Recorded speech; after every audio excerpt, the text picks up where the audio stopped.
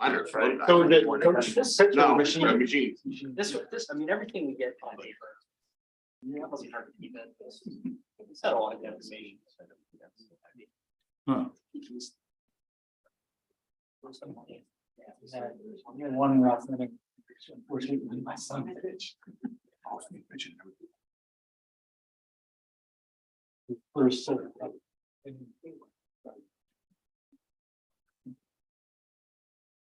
you know. Mitigate those today. Yeah.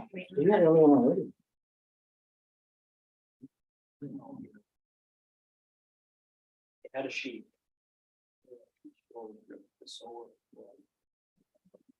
Yeah. Probably put it up. Call to order, for the Richmond Town Council Informational Workshop. So,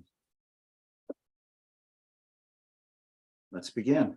Town Council and Planning Board Joint Meeting Workshop regarding, Blue Wave Solar's proposal.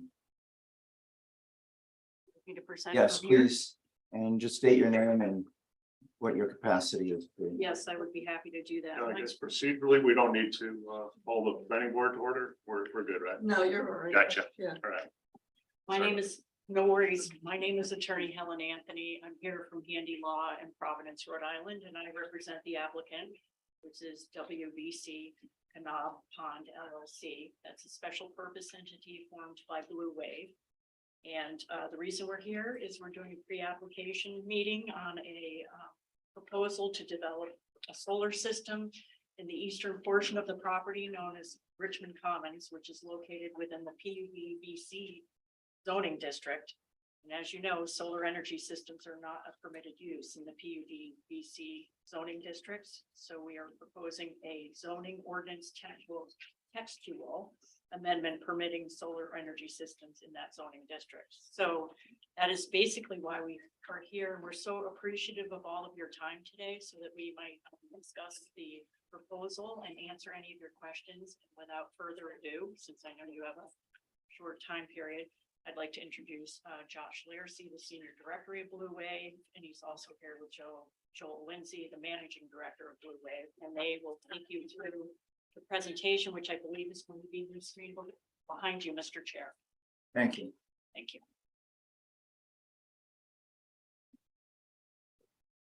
Josh Lacey, Blue Wave Energy. Thank you, Helen. Thank you, boards, town council and board for your time. I see a few faces. It's been a while since we were last year. And there definitely has been changes, but we're glad to be back in front of you and talking about this potential project and proposal and why we think it's not only a benefit to the town, but a benefit to the property itself and also with really, and from our perspective, no downside to prohibiting or inhibiting for the property. So with that, I will proceed just the agenda. I'm going to briefly, just for those that I haven't had a chance to speak to before a couple of years ago, who Blue Wave is. Again, the site itself, we're dealing just with the eastern property at 116 Kingstown Road. The PUD-VC zone encompasses a small bundle of parcels, but primarily two large parcels there. But our proposal deals with the eastern parcel. Then just briefly touch on, I know you guys have a conceptual plan of the solar and the zoning amendment, and then benefits to Richmond, our next steps, and then want to get as quick as possible to the questions that the planning board or council has. So just quickly, who is Blue Wave? So Blue Wave was founded in 2010, primarily as a community solar developer based in Boston. We've developed a tremendous amount of projects, megawatts in Massachusetts, and since expanded to New England and beyond, developing projects in Maine, New York, Rhode Island, in addition to Massachusetts. We've also since expanded to energy storage projects, solar plus storage projects, and we've really tried to push the boundaries as much as possible in finding not only ideal sites, but sites we can innovate on and that are not your traditional greenfield solar projects. One area in particular, for example, has been our dual use projects, where we've done a lot of agriculture within solar arrays for existing farms to keep farmland from dropping out of ownership of farmers and has been a great way to innovate there. So this project in particular, Blue is focused on because we feel the property is ideal for solar. And again, we'll get to that in a second in terms of how it works with the rest of the property and the Richmond Commons development. You can keep going through slides, but go ahead to the next slide. Just a brief timeline again of Blue Wave since 2010. We again actually pioneered and built the first community solar project in Massachusetts. Again, started to expand beyond Massachusetts, became a B Corp in 2017. And actually last year in 2022, we were acquired by a group called Axiom Infrastructure. What this did was primarily two things. One, allowed us to continue to grow our pipeline of projects that we're working on, including this one, and also transitioned us from a primarily a developer only to a IPP, independent power producer. So we'll be owning and operating these projects long term as well. So when we're working with you guys, it's with the commitment that we'll be a long term partner and not just developing this project and then stepping away. And I spoke to this side just kind of on the innovation we've done. You can keep going. These are some example projects, just a selection of some we've done at varying sizes. Again, mentioned some dual use projects with agriculture and solar. That Grafton project we've done. North Brookfield was a solar plus storage project in Massachusetts as well. But really, the emphasis being on we develop on a variety of sites, landfills, greenfields, farms. So we have a lot of experience in developing solar projects, really all over the New England region, and we're excited to explore this one as well. So. Is this a public or private company? Private company. Still a private. Still private. And again, certified B Corp, and we've worked with a lot of organizations. We've worked with UMass Amherst, other public groups. Yeah, excited to work with the division as well. So just get into, for those that aren't familiar with the site. So here's some pictures. We've gone out a couple of times. So these are some drone pictures we've taken to the site to give for those that haven't been out and helps to see kind of a bird's eye view. So again, as most, or if you may or may not be familiar, the site was a previous gravel pit operation, as with the adjacent parcel. So the site really has a variety of ground conditions. The majority of the site has been disturbed at some point in the past. You can see a lot of the still existing disturbed conditions. Especially right now, these pictures are at summertime when the vegetation's grown out, and the canopy. When it's in winter, you can see it's even easier to see how much is disturbed. What I'll highlight is the picture on the left is the majority of the area where the solar would go. So that entire kind of disturbed portion, dirt with the gravel roads snaking through. There is some small kind of scattered isolated tree stands, and then kind of a low-lying called scrub brush area that's adjacent to the town's conservation land. So this is that left picture is kind of looking east toward the southeast. And again, the Richmond Commons development, which we'll get to in a moment, we're not looking to overlap with it all in that existing form, that existing plan. We're not looking to impact. We're leaving that. We're staying away from that and kind of sticking to our area that was previously, or initially in the plan, I should say, not contemplated for development. So if you can go to the next slide, there's just some more pictures from the ground. Just again, illustrating some of the ground conditions, scattered vegetation, disturbed areas, lots of exposed bedrock or actually boulders, free boulders sitting around in piles. So certainly kind of again, very disturbed site, something we'd have to, would be a challenge to design on from a solar perspective, but this is where solar, these kinds of sites does tend to shine in terms of its flexibility. The site's been owned by the ILOs for quite some time, John and ILO. Again, used to be a gravel pit operation. The Richmond Commons plan, so the ILOs worked with the town, on a variety of ideas for development. That preliminary plan first kind of was conceived and reviewed in 2010, but finally approved in 2013. It was reinstated by the planning board back in again for another 10 years in 2021.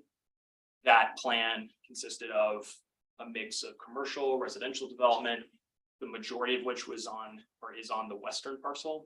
and the residential component of it is on a portion of the eastern parcel. There's also a water tower, as I'm sure many are aware, in the parking lot of the trail system. And then also there was a cell tower built. It's just north of the water tower on site. Go to the next slide, please. So this is just a plan, that original approved Richmond Commons plan that illustrates that entire boundary is both parcels. So there's roughly they're split down the middle into roughly equivalent chunks. So that's total of 293 acres approximately. So again, most of that development that's in the current approved plan is on that western parcel. And you can see kind of the residential units, a mix of duplex condos and apartment units on that eastern parcel. Then you can see in color, in red and somewhat yellow color, that's the town's conservation and recreation land where the trail system is. And then really in that entire empty green swath is where we would look to be putting the solar. And what we want to do is take advantage of space that really is call it the least developable space on the property, certainly from the commercial and residential perspective. But use this disturbed space and enhance it really with the solar without taking away from the potential for any other development. One nice thing about these things being live, how many total acres would your project use in that area? Sure. So right now we're contemplating between 60 to 65 acres of the eastern parcel to use for solar. So the size of the system that's currently being studied with National Grid is 9 megawatts AC. So that 60 to 65 acres is what we're planning to lease from the property owner. It's possible that the solar system may take up less than that. Blue Wave will be responsible for 60 to 65 acres, but so I would say certainly no more than 65 acres, but we may be able to, the actual and the final footprint might be smaller. So there's a limitation, the amount of megawatts that you're approved for with, like I said, New England at this point? That's correct. So we can't go bigger than 9 megawatts AC at this time or at this point. And even if you were to do a separate project, to say if us or someone else would try to add capacity, you'd have to go back through the study process with National Grid. There's a lot of inherent limitations on the electrical grid side to sizing these projects, especially in Southwest Rhode Island. So this project's been in what's called an ASO study with National Grid. Basically us and a bunch of other developers have been studied together and assessed the impact at the transmission level.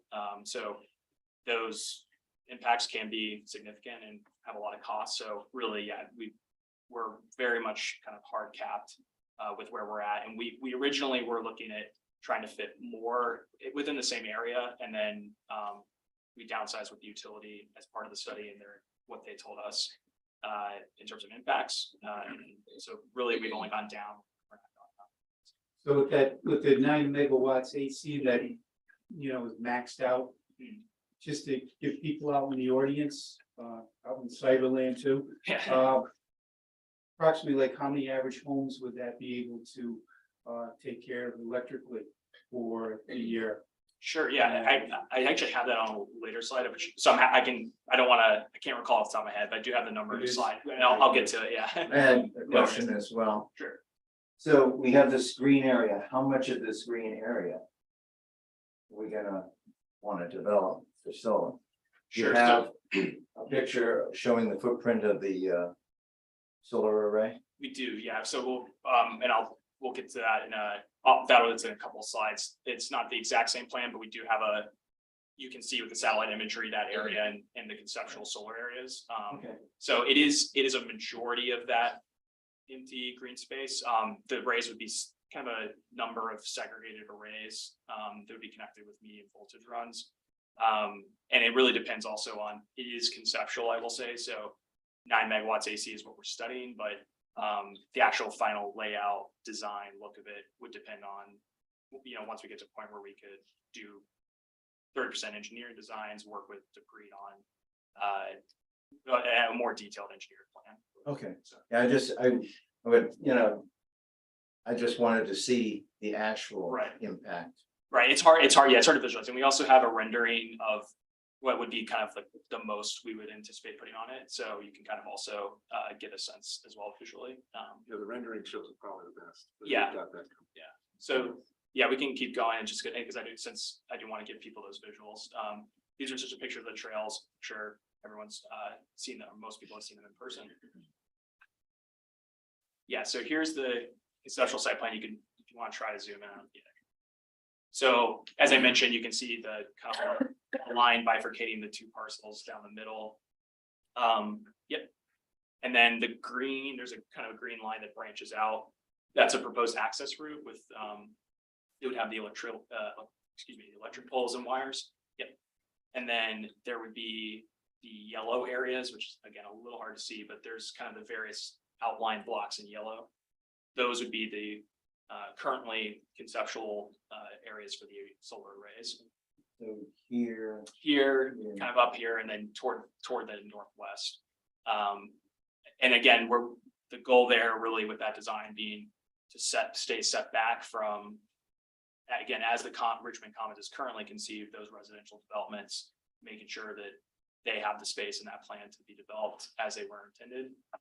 And we would stay as close to really the eastern boundary, obviously without encroaching on the town's land as possible. And you can really see in the satellite just how much of that portion of the eastern side is that disturbed land from the previous gravel operations.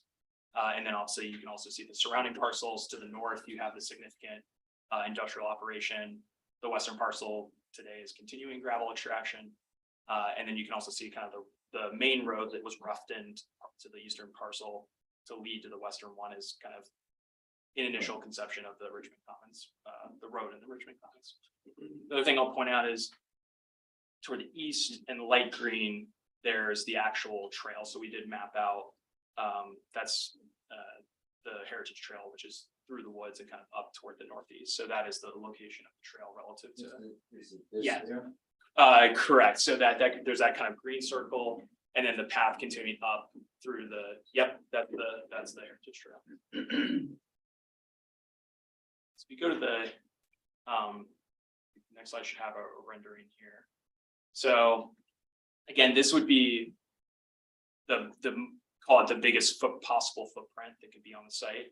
And so what we wanted to do in this rendering was overlay the Richmond Commons plan to scale, where you can see on the western parcel, the residential development. Ideally, again, the setback where we can have the existing tree stands, which are mostly located in that area, as left up for vegetative screening.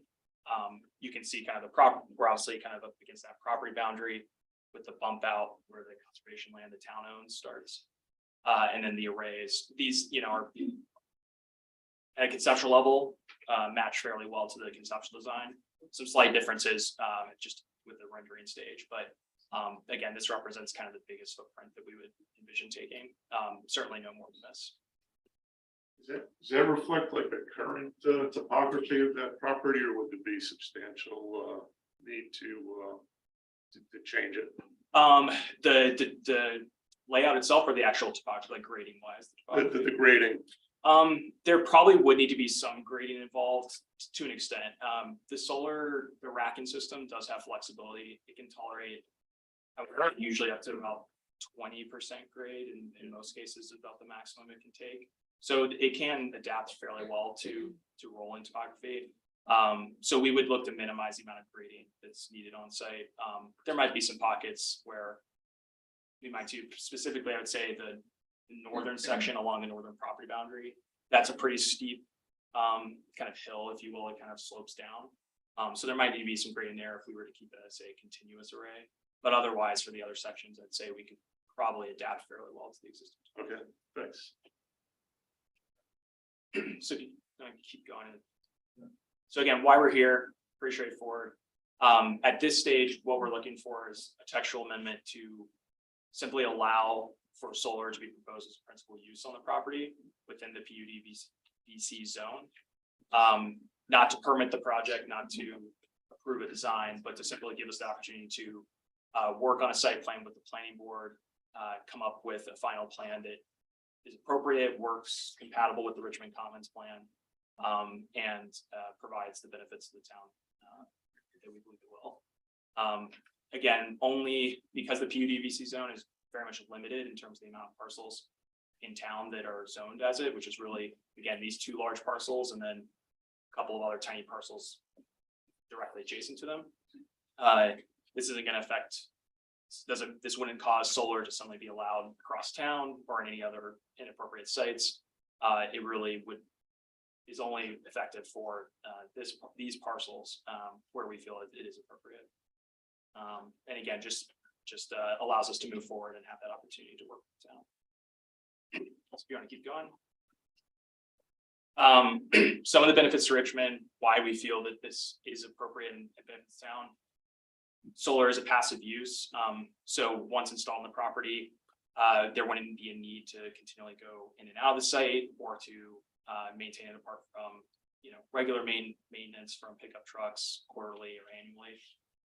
It's in an already disturbed and industrial area, not just on that site, but again, two of the adjacent parcels have heavy industrial use, current and active.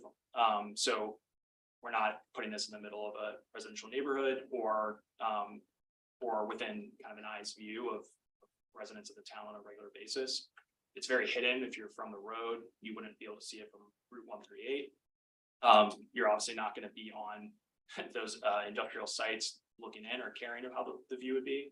So we really feel like it doesn't deteriorate from Richmond's character or the feel of the neighborhood in any way. There wouldn't be any ongoing burden to the town for the project. So, there wouldn't be a need for water, septic. We wouldn't be using the town resources on a regular basis at all. Of course, unless there was an emergency on site. And we would be able to bring tax revenue to the town, which would support infrastructure. We'd improve the site conditions as well. So again, since it's currently disturbed, if the solar comes in, we'd be able to, through the course of construction, do plantings, improve ground conditions, really make it honestly look better than it does today. And then ideally with the construction of the project, we would be able to partner with the landowner of that parcel, but also the parcel to the west, if it's one and the same at the time or different. And ideally we could come to figure out if there's mutual benefits to groundwork, say civil grading, anything that could be done to help set up another developer for development of the rest of the site for Richmond Commons or, whatever the plan might be amended at that time. What's the longevity of this particular project? Sure. So we typically, from a lease perspective, we would enter into an initial 20-year lease. Typically, we're assuming the projects and we're planning to operate them for longer than that, 35 to 40 years at max. So it would be a long-term project, but no more than 35 to 40 years. Next slide, please. This is a brief table showing the estimated pilot revenue based on the 9 megawatt AC project. So $45,000 a year annually to the town, coming out to $1.5 million over 35 years for a project. And then again, when we construct these projects, we look to partner as much as possible with local civil contractors, tree removal, grading, whatever it might be for the site. We look to go local as much as possible. So there's also a deconstruction bond at the end of the life of the project. Is that money up front? yeah, so what is that dollar amount? Sure. So yeah, we would look to provide a decommissioning estimate to the town, be reviewed by an engineer. So whatever that final estimate is for a project of this size, probably is going to be in the realm. I haven't done one for solar in a while, but it'd probably be around the 400 to 500,000 in terms of estimated decommissioning costs. So we would look to provide a bond for that amount that would be callable by the town or the property owner at any time. So that bond would be provided up front. You talked about a solar project that would have a 35-year lifespan. I worked in the solar industry. I know things have changed since I worked in the solar industry as an engineer. However, solar panels, to my knowledge, don't have a 35-year lifespan. That's correct. So yeah, so I should clarify what I said. So in terms of the project itself, we would look for an ability to operate the project site, I should say, 35 to 40 years. So typically around year 20, the panels would have degraded to a point where we would look to repower if we want to at that point. So we would look to replace panels. We wouldn't expand the footprint, we wouldn't be looking to change the capacity or adjust the site. It would just be a matter of replacing the panels, but you're correct. They would, unfortunately, they haven't, gotten to a point where they do last that long. I mean, each year they degrade too. Correct. My experience is each year they degrade substantially. The degradation actually is not excessive. It's 0.5% per year is usually what it's rated at. In terms of Yeah, I mean, it used to be about 10% per year. Yeah. so. Yeah, it's not that high. And actually at that 20-year point, there might be, we might be looking at, replacement of panels, but also the project is essentially paid for at that point. So even if there's lower production, it still could be productive to let a lot of the panels run, but that's, you certainly wouldn't be expanding. Right. Each one of those panels is monitored too, correct? That's correct. So, yeah. So you can tell if there's a panel even after 4 years, all of a sudden, drops to only, 40%, you would obviously replace that panel. Yeah, we'd have replacements for panels that are either defective in the first, say, year or two, or maybe, there's other defect or a defect in the construction that would make them degrade much faster. But yeah, from a monitoring perspective, the way they're wired, if there's, say, a voltage drop in a string of panels, that typically would indicate, there might be a panel that's defective and we would inspect and replace. I understand that the panels need to be cleaned periodically. So you have a routine of time frequency of how often you clean the panels. There would be, it obviously depends on the site, how much that typically cleaning or maintenance of the panels themselves is either going to be dust related or snow clearing in the winter. So from a dust perspective, it would depend. For this site, I might expect a little more just given the adjacent site's use.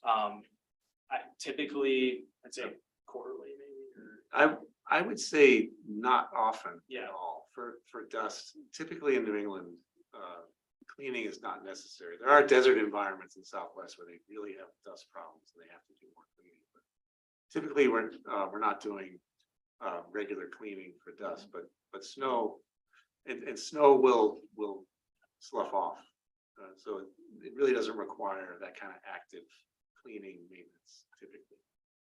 Yeah, and it would be, so if there was an observed, really what they would do is monitor the production. If there was enough of a drop in production that they felt was due to, say, like particulate matter or dust collecting on the panels, then they would go out and clean. But yeah, like Joel said, that's typically much more common in projects in the Southwest and arid environments where there's a lot more sand dust that's. Well, you've got a gravel pit. Right, exactly. Right. So that's why I do So- want to say that there's a potential that depending on how heavy the operations of the gravel extraction next door are, that could kick up more dust. But even then, I would say it would take probably a good amount of time for it to build up. Fortunately, we have rain. Yeah. How about any kind of transfer stations or inverter stations? Typically, they make a buzzing or a noise. Where would they be located? Yeah, so we would look to locate in the land, again, conceptual layout, but all the inverters and typically most of our sites, we look to locate as central of the project as possible. So we can usually put the access road kind of coming into the array and we can put the inverters. We would go with the central inverter likely for the site. They do have a hum. So yeah, there is consideration there. From a noise perspective, I'm certainly not that concerned with the site, just given the amount of noise it's generated by the adjacent uses. Right. Probably wouldn't be very noticeable if at all. But yeah, we would look to locate those as central to that area as we can. So not on the periphery. Thank you. This slide just briefly going over to the council member's question earlier, the environmental benefits of solar. So a project of this size annually with around a 1,300 kilowatt hour per kilowatt expected production, we would expect around 16.5 million kilowatt hours of clean energy every year. So that generally equates to the emissions of around 1,400 homes energy usage per year. On an emissions basis, tailpipes from 2,600 cars, and a lot of, almost 14,000 acres of carbon that's sequestered by forest annually. So it would generate quite a bit of energy that could be used, obviously put onto the grid locally and used locally. A lot of people may not know, I'm sure that maybe just talking unnecessarily, but solar panels don't put anything out at night. Right. Yeah, that is a fair point. So that The operations of the system obviously would be intermittent. They, typically will generate most during let's call it 10 or 11 to 3 o'clock period during the day. At night, they'll turn off. That also means like the inverter is only active when the project's generating. So any noise or hum from the inverters also wouldn't be active at night. Next slide, please. Just a couple of additional considerations that I want to point out. Kind of already stated, but again, there are inherent limitations to the project size from the National Grid's perspective, state policy, engineering feasibility. So, passing this amendment wouldn't allow us to take over a whole site or elsewhere in Richmond. Really, what you're seeing here is the feasible amount we think we could fit. And this would really give us an opportunity to do further engineering, further analysis, and primarily work with the planning board on what a site plan would look like for our project here. Additional site design factors, whenever we work with towns, we look to have a conversation and solicit feedback on how a town thinks a project could be improved if they think it can. So if there's concerns the planning board has or residents have on how the project might have impacts, then we're more than happy and want to work with the board on any potential improvements, whether that's visual screening, security measures, whatever it might be that the town has concerns. My concern is with the buffer zones. We have a solar array down the road that was supposed to have buffer zones and it does not. And on top of that, if you use your typical arborvitae, which I've seen a lot in Connecticut, I drive around a lot, they get deer eaten and they're ineffective. So those are items of concern. That's all. Sure. I don't think the planning board has approved a landscape plan with arborvitae in it for Right. probably at least 20 years. We recognize that. Yeah, native species, deer resistant, like Mark said, an arborvitae is going to last about maybe 8 hours in this town. Blue spruce. Yes. White pines. Yeah. Yeah, and that's a perfect example of something we work with the planning board on. If there's already an approved, if you have species of plantings and screens you'd like to see, and we're happy to figure out where those should be placed. Again, this site, we don't have, from our perspective, there shouldn't be a lot of view shed concerns from and where to buffer. Our primary concern would be maybe parts of the trail that exist and how to make sure we can block those. So that's something we would be, want to work on. Next steps, last year, and I'll stop so I can get the questions. Again, just working on the zoning amendment. We are wrapping up the studies with National Grid, both at the kind of transmission and distribution level. We're expecting that to wrap up around October. Ideally, if things kind of proceed, we'd like to start that site plan review with the planning board this fall. Bid the project hopefully into the state's programs at the beginning of next year, and then start construction around next summer. So, but with that, I'll stop now. I know our time's limited, and want to make sure there are any other questions that we can go through. Okay, so I'd like to first open it up for comment with the planning board. The planning board and the council, and then invite the public to comment as well. So does anyone have any further items to discuss or further questions? Oh, Sean. Aaron, could I ask you to pull up slide number 16 on that presentation? You have that readily available. It'd be good to get a visual, I think, to some of the comments I would want to make about this.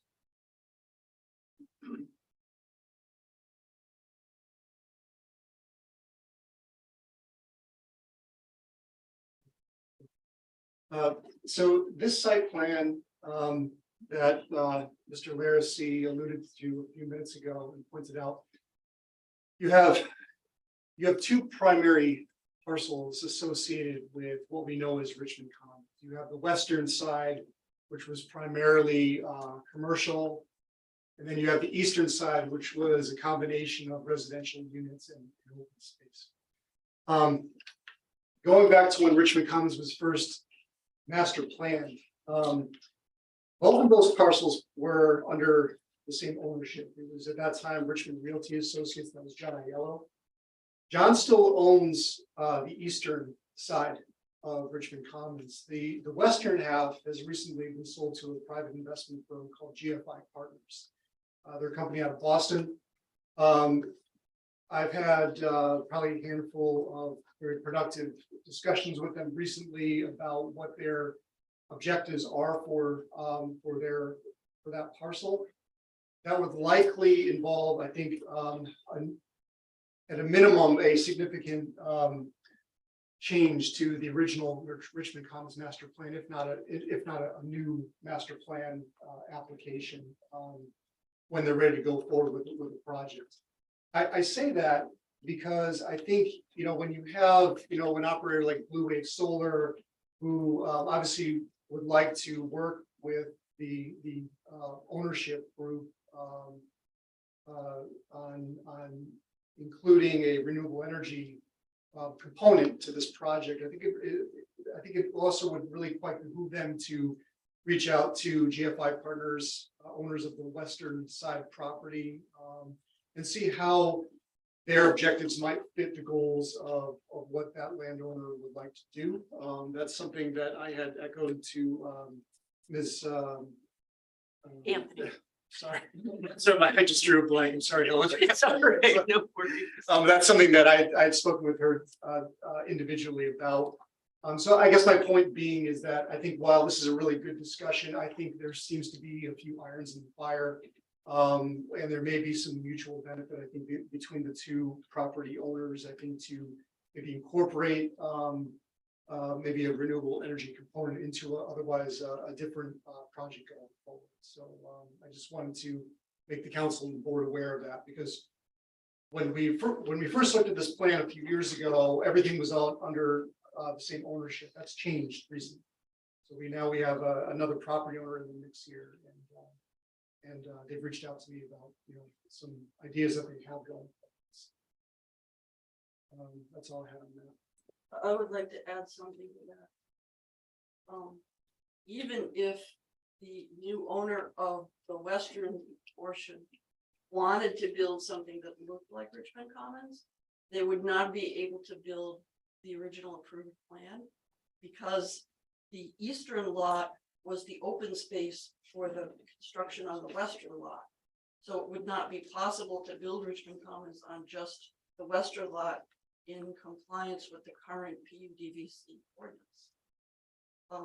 If John Aiello doesn't have any plans to use the eastern lot for anything other than the solar, it doesn't make sense to me to have it remain PUDVC and amend the ordinance, because the PUDVC zone was created specifically for Richmond Commons, and it's clear that Richmond Commons is not going to be built as originally conceived. It would make a lot more sense to me to just rezone that lot industrial or light industrial. Because solar is a permitted use in that zoning district. And I had intended to talk to Helen about that in more detail, and we didn't have a chance to connect with each other. But what I'm suggesting would not make it more difficult for them to develop the solar. It would make it easier. The only issue I see with that, Karen, if we went to industrial, we originally looked at that area as kind of a transition into the residential area, but I mean, it doesn't have to be industrial. It could Be light industrial. It could be, right, something that protects, provides that transition to the residential, and it still allows for solar. But I agree that would make more sense than, because PUDVC just quite honestly, that was conceived in the early 2000s. The world has changed since then. It doesn't make sense anymore, quite honestly. And I can say, because I wrote it, that it's not a very good ordinance. It was written under duress during one weekend by me and my cousin, because there was no ordinance to advertise the following week. So it's not very good. It never was very good. It's been amended since then, but if it's not going to be used anymore, it doesn't seem to make any sense to just amend it. Yeah, knowing what the original Richmond Commons plan was, I can't even imagine that happening now. none of that. But it was a beautiful plan. Oh, it I did was. like that original plan, but you're right, it's not going to happen. I mean, the ground that's underneath it, two owners, so we have to adjust. The only difference would be, if the zone was changed, for instance, to light industrial, it would be a zoning map change instead of a zoning text change, and it would require an amendment to the comprehensive plan future land use map. But that is usually done, at the same time as the zone change, not in two steps, in one step.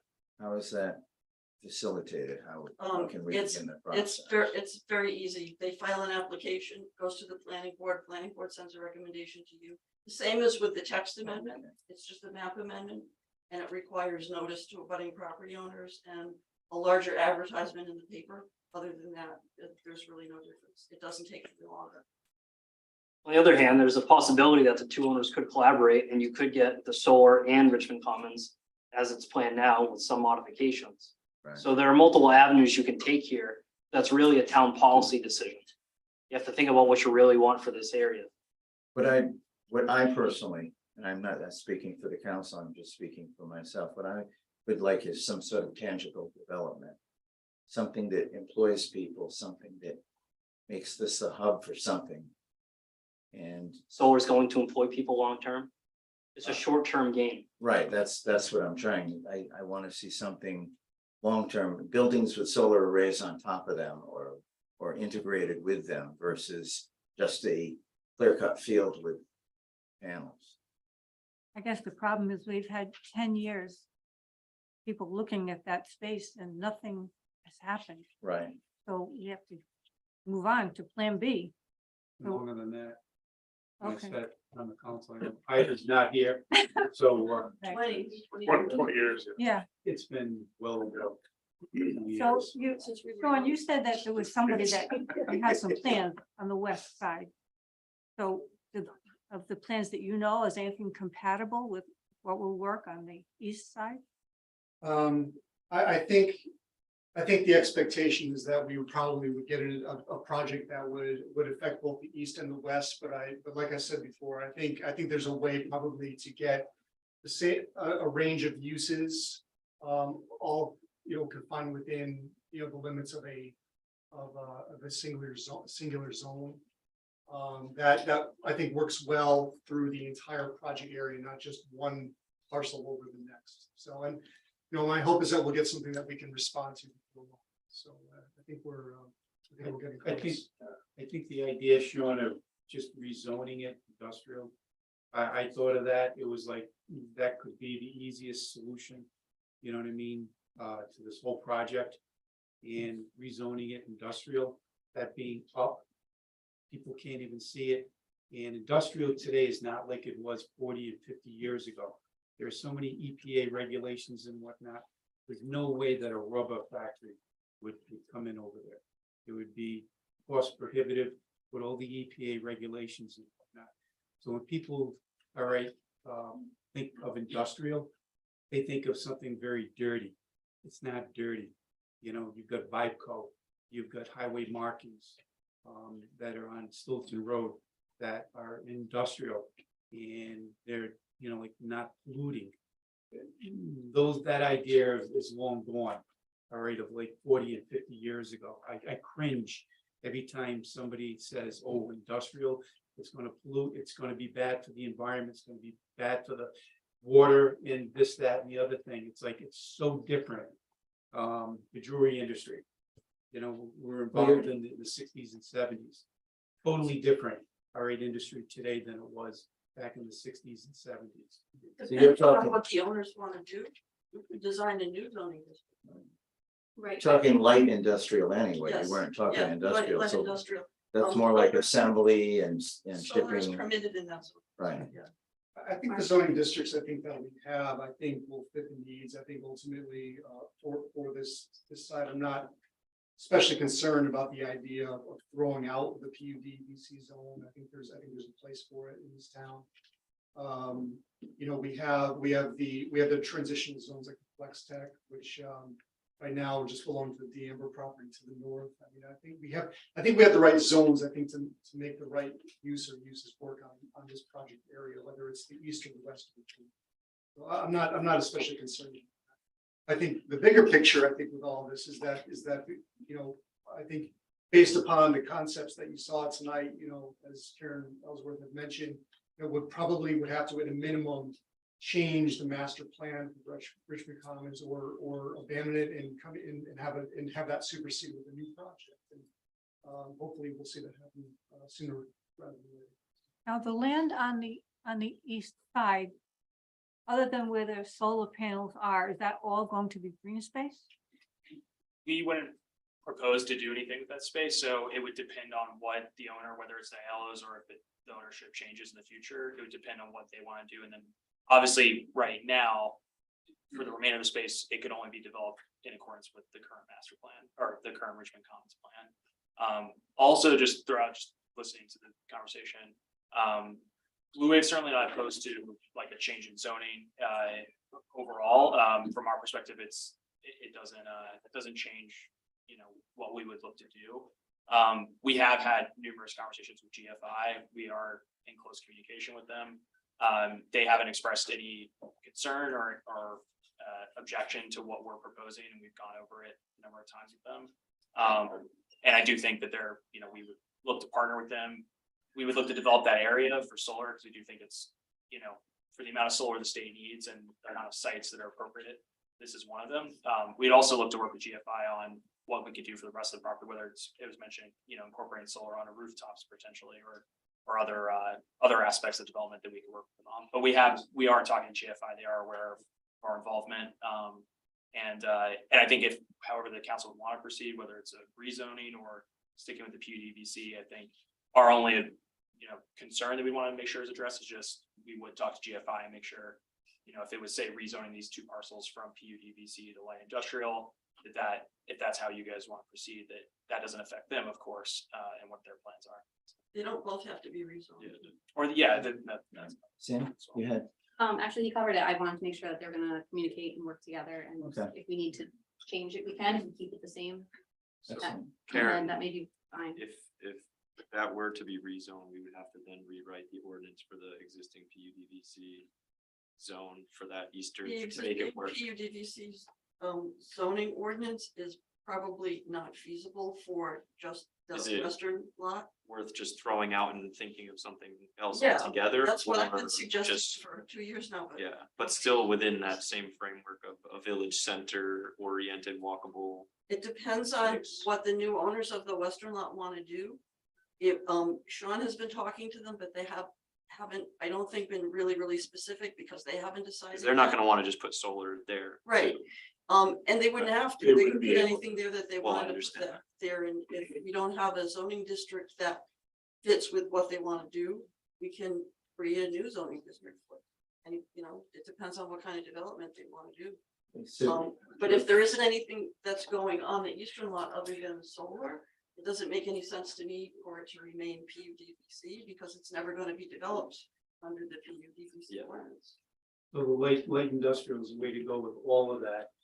So that way, whatever that little parcel there that's to the east of that, it could be easily developed into light industrial with no problems.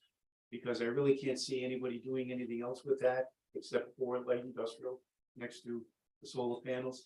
Right, I completely agree. I don't envision anything really different from that light manufacturing use there. There isn't enough room for one thing. And the topography, I don't know if that would support it. And that doesn't mean that those two lots don't have to be in the same zoning district. They don't have to be in the same zoning. They can be in different districts or, you know, we could create a new zone for the western parcel. we're running out of time, so I just wanted to see if we could grab a few comments from the public. I'd like to ask that the public limit their time to the podium to one visit, and they'd limit their comments to 2 minutes. So with that being said, if there's someone who'd like to come up and make a comment, please respect that. Anyone? Okay. So I'd like to see us begin the process then of exploring changing the Zoning. zoning. Yeah, Sean and I can talk to him. Okay. Right, excellent. I'm pleased to hear that the way to speak with GFI partners. I'm really That's happy important. about that. I don't want a disjointed map. We gotta be talking to one another, We're two different property owners. Just real quick, there was a comment about poles. Generally, the planning board is opposed to poles, and we require underground utilities. I realize it's a tough parcel with all the ledge you have, but also, I mean, there's been a lot of blasting. You're probably gonna have to do some blasting regardless, and I think if you get creative, you can figure out how to run your medium voltage runs so that you can keep everything underground. And from your standpoint also, it increases your resiliency, you know, during storms, and that's one of the main reasons for having the solar to begin with. Yeah, absolutely. We could definitely, happy to explore that if that's a preference of the planning board. We're not entirely opposed to that at all. Okay, great, thanks. If there's not any further, I'd like to adjourn so that we could move on. Motion to adjourn. Motion. Second. All those in favor? Aye. Aye. Aye. Aye. All right, motion